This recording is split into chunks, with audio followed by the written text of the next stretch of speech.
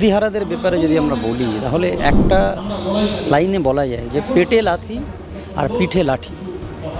রাস্তায় টেনে হিঁচে নিয়ে যাচ্ছে যে দৃশ্য আমরা মিডিয়া বন্ধুদের মাধ্যমে দেখছি, সেটা অত্যন্ত বেদনাদায়ক। এই শিক্ষকদের একটা করুণার যে জায়গা ভাবুন, মানে জীবন যুদ্ধ, তাদের দেওয়ালে একেবারে পিঠ থেকে গেছে, আর পিছনে কিছু নেই। তাদেরকে যোগ্য প্রমাণ করতে গিয়েই তাদের এই যুদ্ধটা করতে হচ্ছে। একজন শিক্ষক মহাশয়ের হাতে বেতের লাঠি থেকে সমাজ তৈরি করা ছাত্রদের পিঠে দিয়ে সেটা না হয়ে আজকের শাসকের হাতে লাঠি আর শিক্ষক সমাজকে শায়েস্তা করার জন্য সেটা ইউজ করা হচ্ছে। এটা কোইন্সিডেন্স দেখুন, যে শিক্ষকরা তাদের নিজের অধিকার জানতে চেয়েছে, তারা শুধু বলতে চেয়েছে যে আমাদের লিস্ট দিন, যোগ্যদের লিস্ট দিন, বাস। এখনও পর্যন্ত যে ভাবমূর্তি আছে, চিফ মিনিস্টারের নামে ডিরেক্ট কোনো দুর্নীতির মামলা এখনও হয়নি, তাহলে তাঁকে তো সেই জায়গায় শক্ত করে ধরতে হবে যে আমি দুর্নীতি করিনি, আমি দুর্নীতির পক্ষে থাকবো না। মুখ্যমন্ত্রী হিসেবে, পুলিশ মন্ত্রী হিসেবে, স্বাস্থ্যমন্ত্রী হিসেবে, রাজ্যের প্রধান হিসেবে তাকে দুর্নীতি যারা করেছেন তাদের বিরুদ্ধে আওয়াজ তুলতে হবে। আইনত অত নলেজ নেই বলে আমি ডিটেলস বলতে পারছি না, কিন্তু পরিষ্কার দুর্নীতির জন্যই তো শিক্ষামন্ত্রী জেলে আছেন। মুখ্যমন্ত্রী বলেছিলেন যে এই আইনজীবীদের নাম তুলে তুলে তাদের জন্য চাকরিটা গেছে আইনজীবীরা, কারণ তারা মামলা করেছিলেন, কিন্তু তারা তো দুর্নীতির আভাস পেয়ে মামলাটা করেছিলেন। তাহলে কি দুর্নীতির আভাস পেয়ে মামলাটা করাই ভুল হয়েছে আইনজীবীদের? আজকের 24,000-এ যদি আপনার 7,000-ও হয়, মানে প্রতি 4 জনে 1 জন করে আপনি টাকা দিয়ে কিনেছেন। আপনি শিক্ষা ব্যবস্থাকে ভেঙে ফেলার চেষ্টা, চক্রান্ত। আপনার অন্যায়গুলো ধরবে। এখন অন্যায়গুলো ধরার জন্য, দুর্নীতি ধরার জন্য যদি তাদেরকে আপনি গালি দেন, তাহলে এটা আপনার রাজনৈতিক ভাষা। আমি ওই ভাষাতে কথা বলতেও পারবো না। বা যারা দুর্নীতি করেছে, নিজের দলের হোক, অন্য দলের হোক, যেই হোক, ওই হোক, সবাইকে নিজের ক্ষমতা বলে আওতায় নিয়েছে, তাদের বিরুদ্ধে বিচার করো। যেমন এই লড়াই তোমরা করছো, অন্যদিকে আজকে মূলত আজকে না, কিছুদিন ধরে গোটা রাজ্যে, বিশেষ করে কলকাতায় যেটা হচ্ছে, আজকে আমরা জানি চাকরিহারাদের ওপর যেখানে পুলিশের একটা ভূমিকা আমরা আজকে দেখতে পেয়েছি, সেই বিষয় নিয়ে কী? দেখুন, আমরা এর আগেও বলেছি যে চাকরিহারাদের ব্যাপারে যদি আমরা বলি তাহলে একটা লাইনে বলা যায় যে পেটে লাথি আর পিঠে লাঠি। আপনি এমন একটা জায়গা তৈরি করে দিয়েছে, তারা যারা চাকরি হারা তাদেরকে যোগ্য প্রমাণ করতে গিয়েই তাদের এই যুদ্ধটা করতে হচ্ছে। অভয়ার যে যুদ্ধটা ছিল, সেই যুদ্ধটা যেমন প্রত্যক্ষ পরোক্ষ আপনার মিশিয়ে ছিল, যে এক অভয়া কেন হলো তার বিচার চাওয়া এবং ভবিষ্যতে অভয়া যাতে তৈরি না হয় তার জন্য রাস্তা তৈরি করা, একটা পরোক্ষ পাঠও ছিল। কিন্তু এই শিক্ষকদের একটা করুণার যে জায়গা ভাবুন, মানে জীবন যুদ্ধ, তাদের দেওয়ালে একেবারে পিঠ থেকে গেছে, আর পিছনে কিছু নেই। সেই জায়গা থেকে তাদের পেটে যেমন লাথি মারা হচ্ছে, তেমন পিঠে লাঠি মারা হচ্ছে। এটা অত্যন্ত বেদনাদায়ক। আমরা মনে করি ছাত্র হিসেবে সমাজের শিক্ষা নিয়ে বড় হওয়া বা শিক্ষা থাকা কয়েকজন, আমরা কি বলবো, মানে কয়েকজন ব্যক্তিদের মধ্যে নিজেদেরকে সেই জায়গা অন্তত ভেবে, যে শিক্ষার জায়গা থেকে ভেবে আমরা বলতে পারি যে ছাত্র সমাজ হয়ে বা আপনার শিক্ষিত সমাজ হয়ে এটা একটা লজ্জার বিষয়, যেদিন একজন শিক্ষক মহাশয়ের হাতে বেতের লাঠি থেকে সমাজ তৈরি করা ছাত্রদের পিঠে দিয়ে সেটা না হয়ে আজকের শাসকের হাতে লাঠি আর শিক্ষক সমাজকে শায়েস্তা করার জন্য সেটা ইউজ করা হচ্ছে। এটা অত্যন্ত বেদনাদায়ক। আমরা বারবার বলেছি, সমাজের কি শায়েস্তার প্রয়োজন আছে? একদমই নেই। আমরা এই জায়গাটা বলছি, এটা কতটা মানে বেদনাদায়ক হলে আমার এই কথাটা বলতে ইচ্ছা। আমি আজকের আমার ওয়ালে লিখেওছি যে মানে নবান্নে যদি কোনো হৃদয় নামে কোনো কক্ষ থাকে, সেই কক্ষে দেওয়ালে 9 তারিখটা লেখা হোক। আজকের এই 9 তারিখের যে বিপর্যয়, সেটা আজকের আবার 9 তারিখে আমরা আজকে দেখলাম শিক্ষকদের জায়গা থেকে। কেমন কোইন্সিডেন্স দেখুন, যে শিক্ষকরা তাদের নিজের অধিকার জানতে চেয়েছে, তারা শুধু বলতে চেয়েছে যে আমাদের লিস্ট দিন, যোগ্যদের লিস্ট দিন, বাস। সেই তথ্যটা জানার জন্য তাদেরকে লাঠি খেয়ে তাদেরকে বাড়ি ফিরতে হচ্ছে, এবং রাস্তায় তাদের টেনে হিঁচে নিয়ে যাচ্ছে যে দৃশ্য আমরা মিডিয়া বন্ধুদের মাধ্যমে দেখছি, সেটা অত্যন্ত বেদনাদায়ক। সেই লিস্ট এখনো পর্যন্ত রাজ্য দিতে পারেনি। আপনার কি মনে হয় যে রাজ্য সরকার চাইলে এত দেরিও হতো না, এর আগেই লিস্টটা দেওয়া সম্ভব? দেখুন, দুর্নীতি রাজ্য সরকার চেয়েছে বলে হয়েছে, এটা তো কোনো আপত্তি নেই। রাজ্য সরকারের মন্ত্রী দুর্নীতির জন্য জেলেও আছেন, শিক্ষামন্ত্রী। তো কি করলে কি হতো অত ডিটেলস আমার নলেজ সত্যি বলতে নেই, যে এই চাকরির ব্যাপারটা কি করলে কোন জায়গায় পয়েন্ট হতো, আইনজীবীরা ভালো বোঝে। কিন্তু আমি যেটা দেখতে পাচ্ছি, যে ব্যক্তিগুলো, আপনি মনে করুন যারা 9 বছর ধরে চাকরি করলো, যারা আপনার বিভিন্ন বাড়ি ঘর করে ইএমআই কার আছে, কারোর ছেলে মেয়ের পড়াশোনা আছে, কারোর আছে, একটা জায়গায় তারা জীবন কি বলবো, মানে একটা সেটেলমেন্টের জায়গায় চলে গিয়েছিল শিক্ষক। তার মধ্যে দুর্নীতি যেটা আছে, দায়িত্ব রাজ্য সরকারের, এটা তো আমার কি বলবো, আইনত অত নলেজ নেই বলে আমি ডিটেলস বলতে পারছি না, কিন্তু তো পরিষ্কার দুর্নীতির জন্যই তো শিক্ষামন্ত্রী জেলে আছেন। মুখ্যমন্ত্রী বলেছিলেন যে এই আইনজীবীদের নাম তুলে তুলে তাদের জন্য চাকরিটা গেছে আইনজীবীরা, কারণ তারা মামলা করেছিলেন, কিন্তু তারা তো দুর্নীতির আভাস পেয়ে মামলাটা করেছিলেন। তাহলে কি দুর্নীতির আভাস পেয়ে মামলাটা করাই ভুল হয়েছে আইনজীবীদের? দেখুন, আইনজীবীরা মামলা করে না, আমি যতদূর আমার নলেজ আছে মামলাকারীরাই করেন। আইনজীবীরা সেই মামলাকারীদের হয়ে লড়েন আদালতে।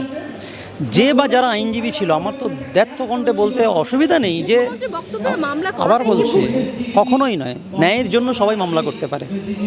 সেই জায়গা থেকে যে লয়ার, আমি তো শুনেছি যে লয়ার চাকরি হারাদের জন্য লড়েছেন তিনি ফিজও নেননি। তাহলে এত লক্ষ কোটি টাকা দেওয়া লয়ারগুলো কী করছিল সেখানে? তারা সেখানে গিয়ে চাকরিটা যোগ্যদের বাঁচাতে পারলো না।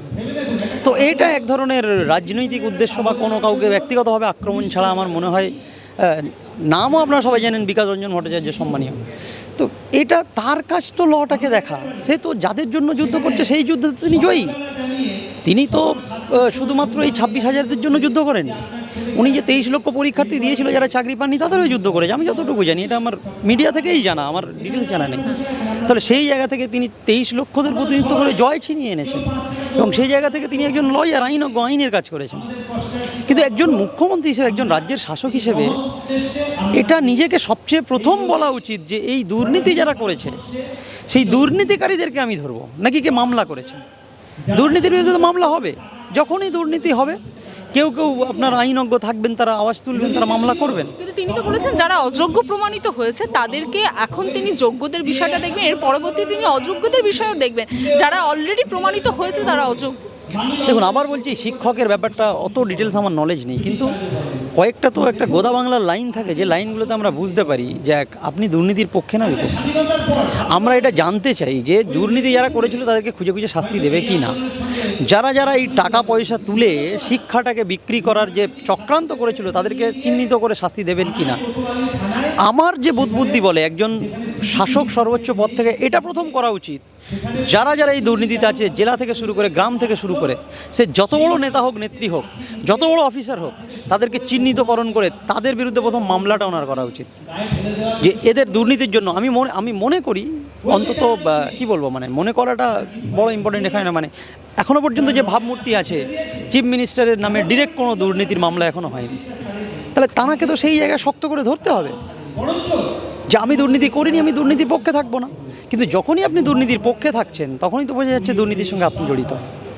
এই জায়গাটা আমাদেরকে ক্লিয়ারলি বুঝতে হবে। আমি বুঝতে পারি না যে শাসক দলের যারা নেতামন্ত্রী এই জিনিসটা কেন বুঝতে পারছে না। দাদা কিছুক্ষণ আগে বলেন যে শিক্ষামন্ত্রী জেলে আছে দুর্নীতির জন্য।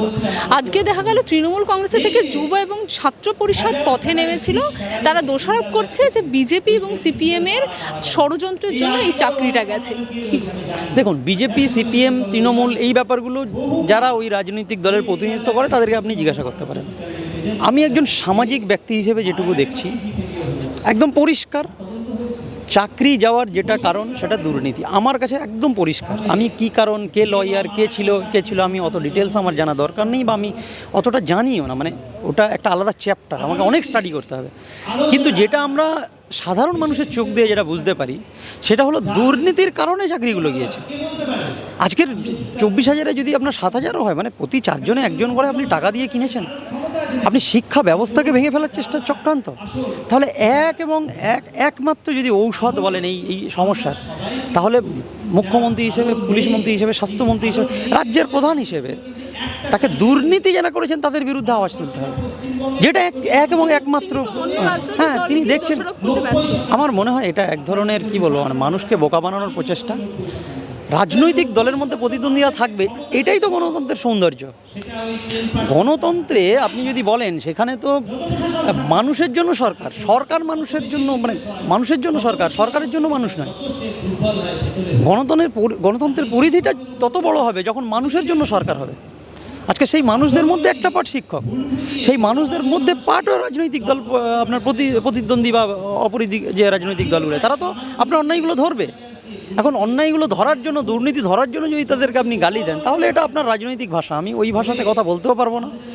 আমি একজন সাধারণ নাগরিক হিসেবে আমি মনে করি যে সমাজের প্রত্যেকটা স্তরে যে দুর্নীতি ইনফিল্ট্রেশন করেছে, যে দুর্নীতির খবর যে লেভেলে শাসক দলের মন্ত্রী মুখপাত্ররা বলছে যে এই দুর্নীতির খবর আমরা জানতাম। তাহলে জানার পরেও দুর্নীতি যারা করেছে তাদের বিরুদ্ধে তো শাস্তি নিতে হবে, শুধু অযোগ্য শিক্ষকদের বিরুদ্ধে কথা বললে হবে না। অযোগ্য বানানোরও একটা প্রক্রিয়া ছিল, টাকা উঠেছে, কারা টাকা তুলেছে, কোন নেতা মন্ত্রী, তাদেরকে চিহ্নিত করে যতক্ষণ না শাস্তি দেবে, আমার মনে হয় এটা চাকরি থাক আর না থাক, এই বিষয়টার দুর্নীতিটাকে কোনোভাবে ধামাচাপা দেওয়া যাবে না। দুর্নীতির বিরুদ্ধে যতক্ষণ না শাস্তি পাবে, আপনার শিক্ষা দুর্নীতি, স্বাস্থ্য দুর্নীতি, সমস্ত দুর্নীতি যখন সামনে চলে আসছে, প্রথম পদক্ষেপ হবে আপনি বুক ফুলিয়ে দুর্নীতির বিরুদ্ধে আওয়াজ তুলুন। কোনো রাজনৈতিক দলের বিরুদ্ধে তো বছরের পর বছর আপনি আওয়াজ তুলে গিয়েছেন এবং সেই আওয়াজে মানুষ পছন্দ করেছে অপছন্দ করেছে, আপনি ক্ষমতায় আছেন। ক্ষমতাটা তো মেন জিনিস নয়, ব্যবস্থাপনা, সিস্টেম, ভবিষ্যৎ কী করবে। আপনি তো আর 100 বছর মুখ্যমন্ত্রী থাকবেন না, তাহলে 100 বছর পর, 50 বছর পর, 20 বছর পর যে প্রজন্ম উঠে আসবে রাজ্যের শাসন ব্যবস্থায় এই সিস্টেমে এসে থাকবে, তার জন্য শিক্ষা কই, তার জন্য স্বাস্থ্য কই, তার জন্য ভবিষ্যৎ কই, তার জন্য চাকরি কই। আজকের শিক্ষকদের চাকরিটা মনে করতাম আমরা ছোটোবেলা থেকে যে একটা মিডিল ক্লাসের চাকরি, সেটেলমেন্ট চাকরি, আজকে তাদের চাকরিতে এরকম একটা হতাশা। শিক্ষা, আপনি বলুন শিক্ষায় দুর্নীতি মানে সবে দুর্নীতি, শিক্ষা দুর্নীতি মানে সবে দুর্নীতি, একদম পরবর্তী প্রজন্মের রাস্তা। যেটা আমি আবার বলছি, একটা আমার আবেদনমূলক কথা, সর্বোচ্চ জায়গা থেকে ওনার প্রথম পদক্ষেপ হচ্ছে সব কিছু ভুলে গিয়ে যে বা যারা দুর্নীতি করেছে, নিজের দলের হোক অন্য দলের হোক, যেই হোক ওই হোক, সবাইকে নিজের ক্ষমতা বলে আওতায় নিয়েছে, তাদের বিরুদ্ধে বিচার ব্যবস্থায় তাদেরকে ফেলে দেওয়া, যোগ্যদের লিস্ট বানিয়ে সুপ্রিম কোর্টে ফেলে দেওয়া, যোগ্যদের চাকরি থাকে এটা সবাই চায় মন থেকে। তাহলে এই জায়গাগুলো, দুর্নীতির জায়গাগুলো যদি পরিশোধন না করে, তাহলে তো আবার বলছি লবণ জল মিশিয়ে দিলে পার্থক্য করা খুব মুশকিল হয়ে যায়। তো আমাদের সাধারণ নাগরিক হিসেবে, সামাজিক ব্যক্তি হিসেবে, আমি তো শিক্ষকও নই, কিন্তু শিক্ষকদের এই হাহাকার আমাকে ব্যথা দিচ্ছে। আমি স্বাস্থ্য ব্যবস্থার যে করুণ দশা সেটা দেখে আমার ব্যথা দিচ্ছে, কারণ সাধারণ মানুষের জন্য আমার চিন্তিত মস্তিষ্ক এটাতে ব্যথা পাচ্ছে। তাই আমি বলতে চাইছি, দুর্নীতির জায়গাগুলো যদি, ওই রন্ধগুলো যদি বন্ধ করা না হয়, তাহলে কিন্তু আপনার কি বলবো, মানে সামাজিক পটভূমিতে যে উপস্থিতি, সামাজিক পটভূমিতে যে পরিশোধন, সামাজিক পটভূমিতে যে উন্নতি, মানব সভ্যতার যে উন্নতি, শিক্ষা সংস্কৃতির যে উন্নতি, সেটা কোথাও যেন একটা আটকে যাচ্ছে। বিচার ব্যবস্থা, মানে বিচার বিবেচনা এই জায়গাটা করা। বাংলা হান্টের আরও খবর দেখতে নজর রাখুন। বাংলা খবর মানেই বাংলা হান্ট।